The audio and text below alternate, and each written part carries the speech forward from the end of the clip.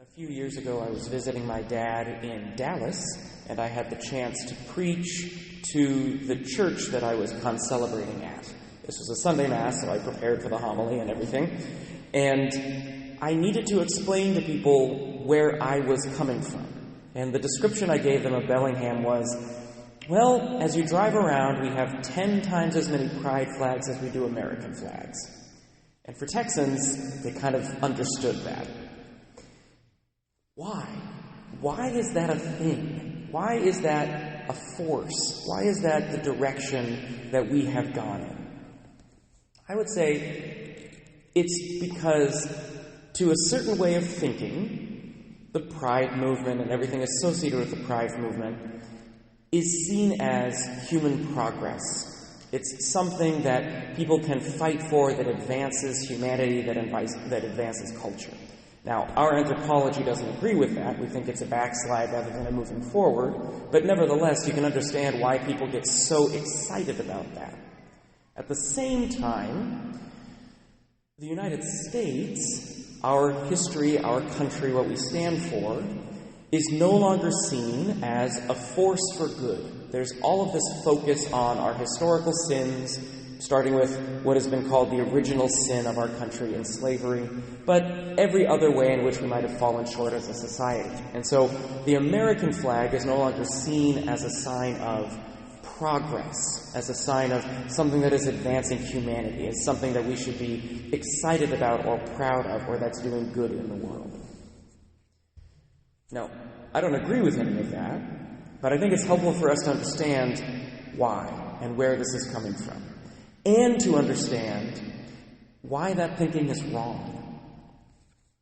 The United States was an experiment in the history of humanity. It's an experiment that came from a very specific experience in Europe, which is to say, especially the Reformation.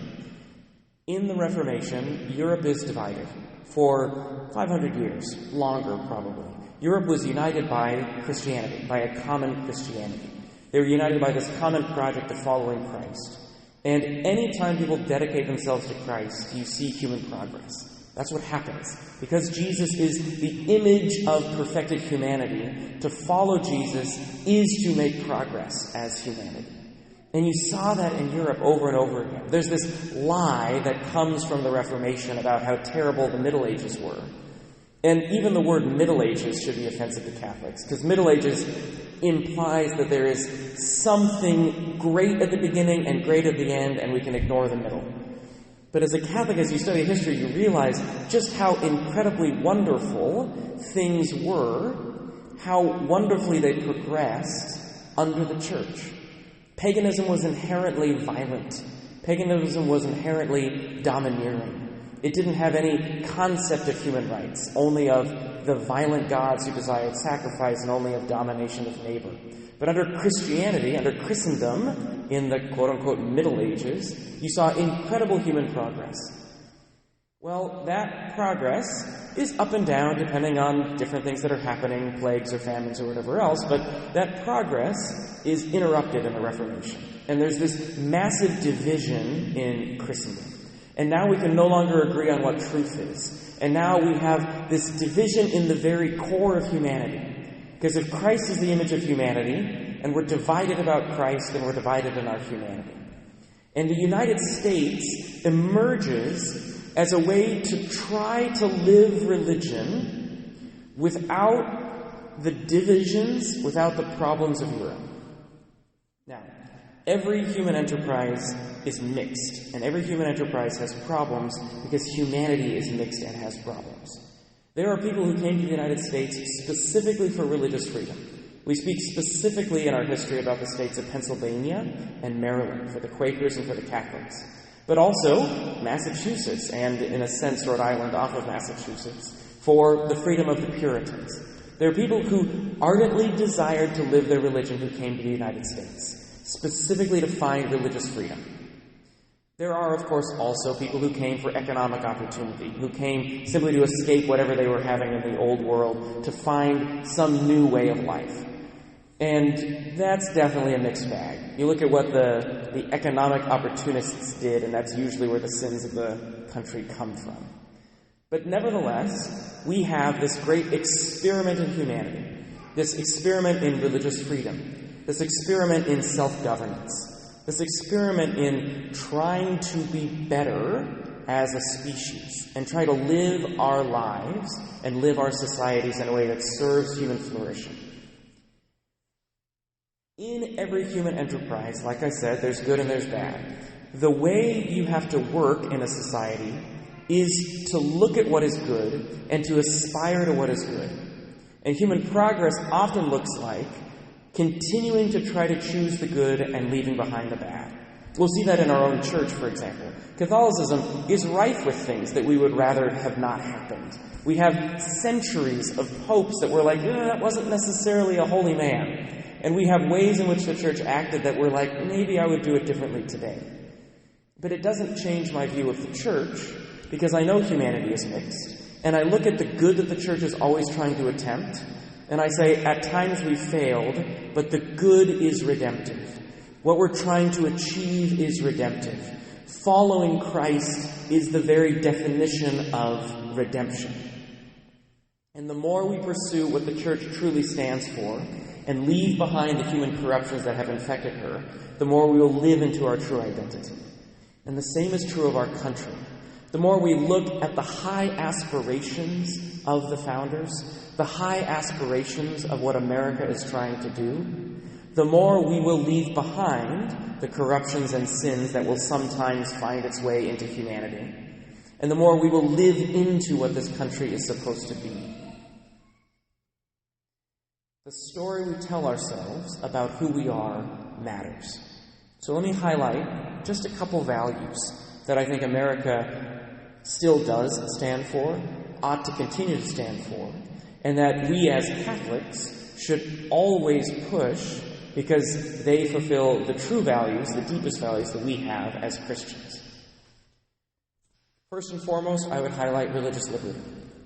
This is something that American Catholics have contributed to the global church. At Vatican II, there was a document about religious liberty that was different than all Catholic thought before it. And it was the American cardinals and the American bishops that really helped the Vatican understand what religious liberty looked like. Religious liberty is not all religions are equal. As Catholics, we reject that. Christ is the way to salvation, period. However, religious liberty is based in the idea that humanity has to find the truth on their own. God is calling humanity to that truth, but it has to be a free response. And the United States is based in that idea. By giving people the ability to live freely, to worship freely, to exercise their religion freely. The first of our rights, the First Amendment to the Constitution. America stands for the fact that the basic truth of human life is religious.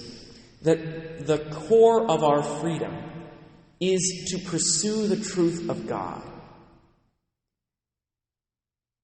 That is a deeply powerful statement.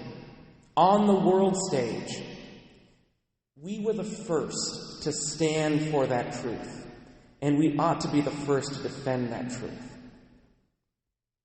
Second, America is a land of new opportunity. To relate that back to Christianity, we always are given this new opportunity through the forgiveness of Christ. We come to God as sinners who need redemption. And God looks upon our sin with incredible pity and incredible love, forgives our sin, and tells us that we are a new creation. Because we are in the new world, relative to Europe at least, the new world, a lot of Americans come here looking for opportunity, for a fresh start.